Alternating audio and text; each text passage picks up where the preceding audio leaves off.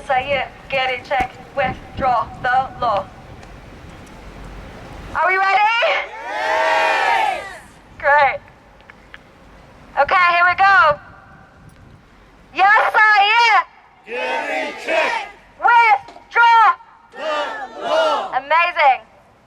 Yasayı Geri çek withdraw. the law. Yasayı Geri çek withdraw. the law. Yasayı Geri çek withdraw. the law. Yasayı Geri çek withdraw. the law. Withdraw. The law. Yasayı Geri çek withdraw. the law. Louder. Yasayı Geri çek withdraw. the law. Yasayı Geri çek withdraw. the law. Yasayı Geri çek withdraw. the law. Yasayı Geri çek withdraw. the law. The Turkish straits. Save. Save. Save the Turkish straits. Save. Save. Save the Turkish straits. Save. Save. Save the Turkish straits. Save. Save. Save the Turkish straits. Save. Save. Save the Turkish straits. Save. Save.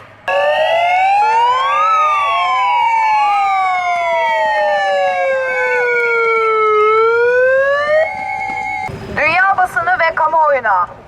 Türkiye'de geçtiğimiz haftalarda yürürlüğe giren ve sokak hayvanlarının barınak adı altında ölüm kamplarına kapatılmasını ve yok edilmesini hedefleyen katliam yasası, ülkede büyük hayvan katliamlarını başlatmış durumda. Yasaya göre Pitbull ve Dogo Argentino gibi yasaklanan ırkların insan ve çevre sağlığına tehlike oluşturduğu iddia edilen hayvanların, tedavi edilebilen veya edilemeyen hastalığı bulunan hayvanların belediyelerce öldürülmesine izin verilirken, hayvanların sahiplendirilene kadar barınaklarda tutulması da zorunlu hale getirildi. Türkiye'deki barınakların mevcut durumu bilindiğinden bu yasanın toplu katliamlara sebebiyet vereceği hayvan hakları savunucuları tarafından kamuoyuyla paylaşılmış ve halkın geniş bir kesiminden büyük bir destek toplamıştı. Ülkenin önde gelen anket şirketleri tarafından yapılan anketlerde kamuoyunun %80'inden fazlasının ötenazi adı altında hayvanların öldürülmesine ve bu yasaya karşı olduğunu ortaya konulmuştu. Türk Veteriner Hekimler Birliği'nin, Türkiye Tabipler Birliği'nin, Türkiye Barolar Birliği'nin ve farklı halk alanlarında çalışan birçok sivil toplum kuruluşunun da söz konusu yasanın iddia edilenin aksine toplum sağlığını güvenceye almayacağı yönündeki resmi açıklamalarda bulunmasına karşılık katliam yasası meclis tatile girmeden hemen önce alelacele AKP ve ittifakı olduğu MHP'nin oylarıyla yasalaştırıldı ve yürürlüğe girdi. Bu yıl gerçekleştirilen belediye seçimlerinde çoğu belediyeyi kazanan muhalefet partisi CHP her ne kadar ötenaziye karşı olduğu yönünde açıklamalarda bulunsa da bu belediyelerdeki hayvanların yaşamının güvende olduğuna emin olamıyoruz. Bunun bir nedeni kanunun eski halindeki kısırlaştır, aşılat, yerinde yaşat metodundan hayvanların tecrit edilmesi metoduna geçilmesidir. Ayrıca belli bir bütçeyi barınak inşası, hayvanların toplatılması gibi işlere ayırmayan belediye başkanları hapis cezasına çarptırabileceği için yasanın nasıl uygulanacağı ve nasıl bir kaos ortaya çıkacağı belirsizliğini hala koruyor.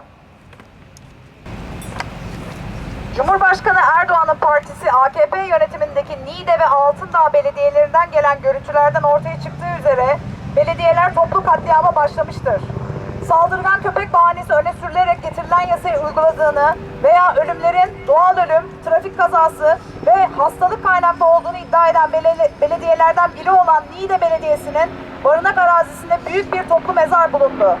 Öldürülen köpekler arasında 3 bacaklı yeni doğum yapmış ve bölgedeki gönüllüler tarafından bakılıp sevilen bir anne köpeğin cesedi de bulundu.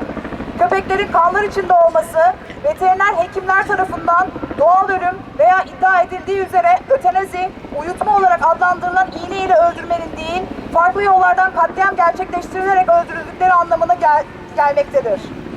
Niğde'nin hemen ardından Türkiye'nin başkenti Ankara'nın Altındağ ilçesine ait barınağın arazisinde de toplu bir mezar bulundu. Bu toplu mezar içerisinde de oldukça kötü bir şekilde gömülmüş ve torbalarla atılmış köpek cesetleri tespit edildi. Hayvanların vücutları deforme olduğundan ve kanlar içinde bulunduğundan bu ölümlerin de doğal ölüm olmadığı açık bir şekilde anlaşılabiliyor. Burada bulunan hayvanların bedenlerinde ise işkence izlerine benzer izler taşıdıkları görülmüştür. Olayı takip eden Ankara Barosu Hayvan Hakları Merkezi avukatları, veteriner hekimlerin hayvanların zehirli bir maddeyle öldürüldüğü yönünde bir ilk izlenime ulaştıklarını açıkladılar. Türkiye'de daha önce gerçekleşen toplu ölümlerden edinilen bilgi ve deneyim ışığında kullanılan zehirli maddelerin çamaşır suyu veya böcek ilacı gibi kimyasal maddeler olduğu düşünülüyor. Nitekim öldürme işlemleri belediyelerce olabilecek en ucuz yöntemlerle gerçekleştirilmeye çalışılmaktadır. Her ne kadar her iki olayla ilgili de suç duyuruları yapılmış ve soruşturma dosyalarındaki gelişmeler bekleniyor olsa da hayvan hakları savunucuları Erdoğan hükümeti sürecinde yargı bağımsızlığının fiilen ortadan kaldırılmış olması sebebiyle yürütülecek hukuki sürecin sonucu konusunda endişeli. Çünkü daha önce Elazığ'da, Konya'da, Beykoz'daki barınaklarda gerçekleştirilen toplu ölümlere dair yürütülen hukuki süreçlerde bir sonuca ulaşılamadı. Belediye yetkilileri yargılanmadı. Failler toplum arasına salındı. Hatta barınaklarda çalışmaya devam ettiler. Ana muhalefet partisi CHP ise geçtiğimiz günlerde katliam yasasının iptali için Anayasa Mahkemesi'ne başvurdu. Türkiye, kötülüğün serbestçe kol gezdiği, şeytanın adeta ülke üzerinden elini eteğini hiç çekmediği bir dönemden geçirilmektedir. Kötülüğün ve şiddetin hayvanlar üzerinden normalleştirilmesini, toplumun kutuplaştırılmasını, insanların yalanlarla manipüle edilmesini kabul etmiyoruz. Ne yapılmaya çalışıldığını çok net olarak görüyor, bu kötücül oyunlardan bir an önce vazgeçilmesi konusunda uyarıyoruz. Bu durum yalnızca hayvan haklarını değil, insan haklarını da ilgilendirmektedir. Elinizi masum hayvanlardan çekin. Bu şiddet dalgası topluma ağır bedeller ödetecektir. Şiddeti durdurun ve suçluları en ağır şekilde cezalandırın. Unutmayın ki hayvanlara yönelik şiddet tüm diğer şiddet biçimlerinin kökenidir. Buradan Anayasa Mahkemesi'ne de sesleniyoruz. Türkiye'yi masumlar için bir mezarlığa çeviren bu yasayı acilen durdurun. Yüzlerce yıldır beraber yaşadığımız ve Türkiye kültürünün bir parçası olan dostlarımıza yapılan bu zalimlik bizi ülkece korkunç bir karanlığa sürüklemektedir. Bizler hukukun işlediği, masum hayvanlara yardım edilen, belediyelerin görevini yaptığı, yetkililerin yok etmek değil, yaşatmak için çaba sarf ettiği barışçıl bir toplumda ve ülkede yaşamak istiyoruz. Ve bunun için de sonuna kadar mücadele edeceğiz. Criminal complaints have been filed and the progress in the investigation is awaited. However, animal rights advocates are concerned about the outcome of the legal process due to the de facto abolition of the judicial independence under the Erdogan administration. The legal processes concerning the mass killings in shelters in Elazığ, Konya and Beykoz did not reach a conclusion. Municipality officials were not prosecuted. The perpetrators were released into the public and even went on working in the animal shelters. The main opposition party is expected to appeal to the Constitutional Court this week for the annulment of the Massacre Law. Animal rights advocates in Turkey are calling on animal rights advocates in other countries to campaign for a tourism and trade boycott of Turkey, to work diligently and in coordination for rehoming animals abroad, to organize protests in front of embassies, consulates, to start petition campaigns, and for politicians around the world to share messages condemning Turkey.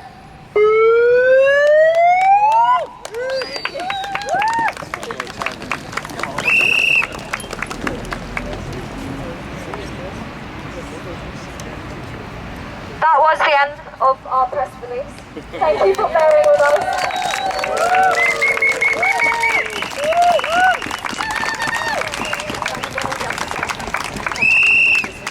We will now have animal welfare campaigner Dominic Dyer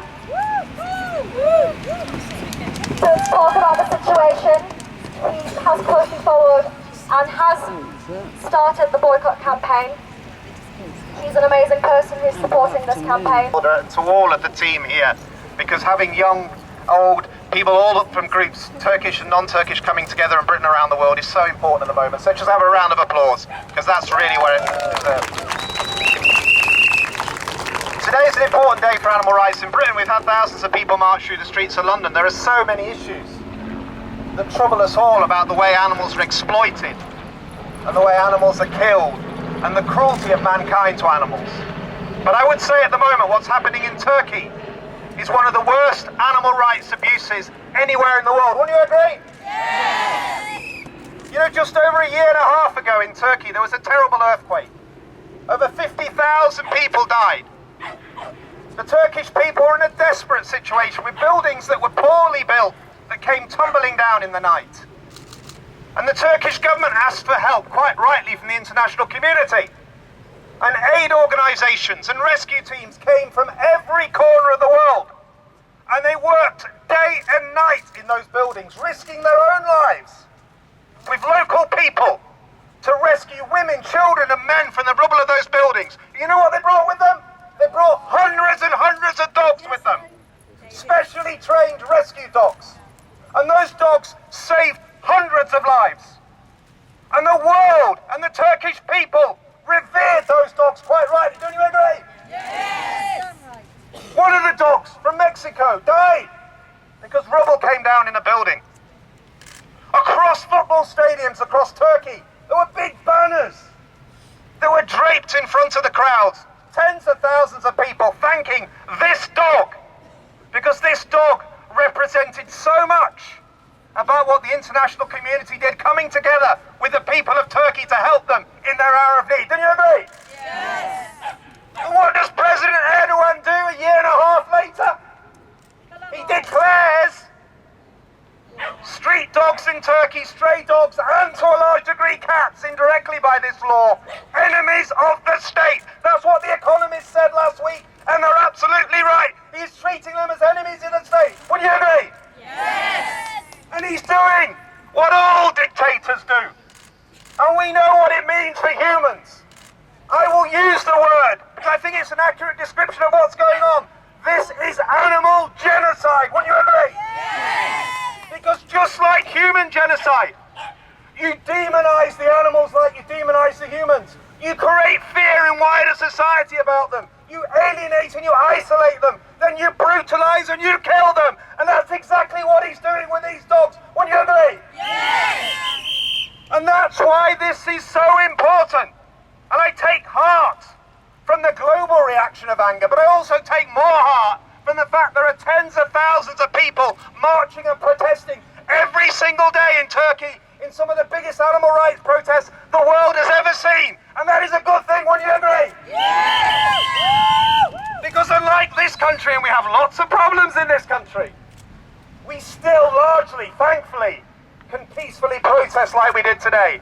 But protesting in Turkey still carries significant risks. Generated headlines in the New York Times, the Washington Post, the Sydney Morning Herald, the Daily Mirror, the Daily Express, the Daily Telegraph, the Times, newspapers across Europe, North America, Australia, all of whom are now talking about boycotts of Turkish tourism, boycotts until the killing stops. And the Turkish economy is not in a good place, which Erdogan knows. He has 70% inflation. 60% of the economy is completely dependent on tourism. Most Turks can't afford to holiday in their own country, to the point where they're on special visa access to go on holiday in the Greek islands. He needs our money, and he needs Western tourists like never before. But we're not going to come to Turkey if he keeps killing dogs and cats. Would you agree? Yes! And that message is getting through because the state-controlled media are pushing back at people like me. They call me Asian provocateur. They call me a spy. They call me a liar. And all the other people campaigning, they say the same. We're not liars. We can see the truth. We can see the video footage. You can shut down Instagram. You can shut down TikTok. But you won't stop those images coming out of Turkey, and you definitely won't stop us sharing them, and we will hold you to account, Mr. Erdogan, and your political party for what you're doing. Wouldn't you agree? Yes! And it's a standing time moment for the opposition in Turkey. There needs to be political change. There is political change coming, and I'm pleased to see the opposition are drawing a line in the sand. And they're not being threatened by Erdogan saying, we're going to lock you up for 2 years if you don't go through with these horrible policies. And they are taking it to the Supreme Court. But they need to stand by their words, because the international community will judge the opposition in Turkey by what they do, not what they say. Don't give in to Erdogan, because you want to be on the right side of history with this, both for the people of Turkey, but for the people of the world as well. Wouldn't you agree? And there are lessons, ladies and gentlemen, of what Erdogan's doing. At the moment I'm working with rescue groups and government officials in the international community to try and deal with the ongoing problem of dogs in Ukraine, where we've got nearly 1 million stray dogs that were largely left by their owners when the Russians invaded, but have massively increased because there's no neutering, there's no spaying of those dogs either, and a growing rabies problem.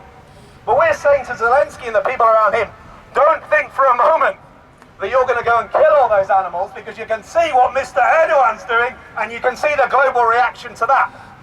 Let every world leader know that if you've got a problem with dogs, there's a way to deal with it. You bring in vets, you bring animal health experts in, you sterilize animals, you make sure they can't breed, you microchip them, you tag them, you set up decent centres, not kill centres, places where you can look after animals and treat them with respect and dignity. And then you'll begin to get on top of the problem in a civilised, in an animal welfare way, not in a cruel, horrible, barbaric way. Wouldn't you agree? And that applies just as much in Ukraine as it does in Turkey today, or any other country for that matter in the world. Because the way we treat animals tells us an awful lot about the way we treat each other. A country that has strong animal rights has strong human rights. A country that's caring and compassionate about animals tend to be more caring and compassionate about each other. And there is a lot of care and compassion in Turkey for animals. Don't let anyone tell you there isn't. And don't let anyone use this for racism. Don't let anyone tell you this is about Muslim, Christian. It's not. There's enough cruelty towards dogs in many Christian countries too. Turkey's not different. But there are people in Turkey that do care. Across the communities. It's not secular religious. There's poor religious women across eastern Turkey that go out in the cold of winter or the heat of summer to look after stray dogs. And they're as horrified by this as the more wealthy classes in Istanbul, Izmir or Ankara. Wouldn't you agree? Yes! This cuts across society. That's why 85% of people in Turkey said they don't want this slaughter law. This tells you a lot about a country's future. So this battle is a long battle. It might go on for many years. But we must stay united. We must stay focused. We must say that this is important for the country's development, for its human and animal rights. We must treat animals with dignity and respect and love and care and compassion, because that's the way we should treat each other as well. So keep fighting, keep speaking. Thank you for your support. We're not going quiet, Mr. Erdogan. We're going to be doing this every single day in your face until this law is withdrawn. Thank you.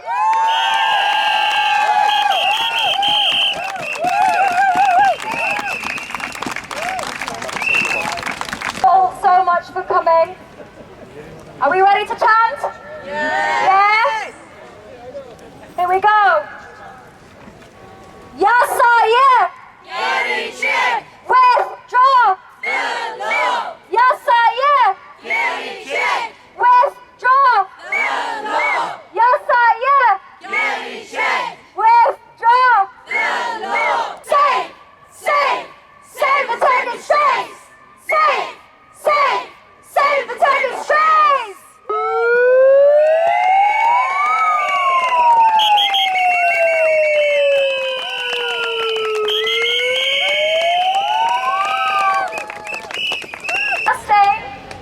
Your dedicated support to this cause, please come to our next protest, which will be on the 1st of September in front of the Turkish embassy. 1st of September, that's a Sunday.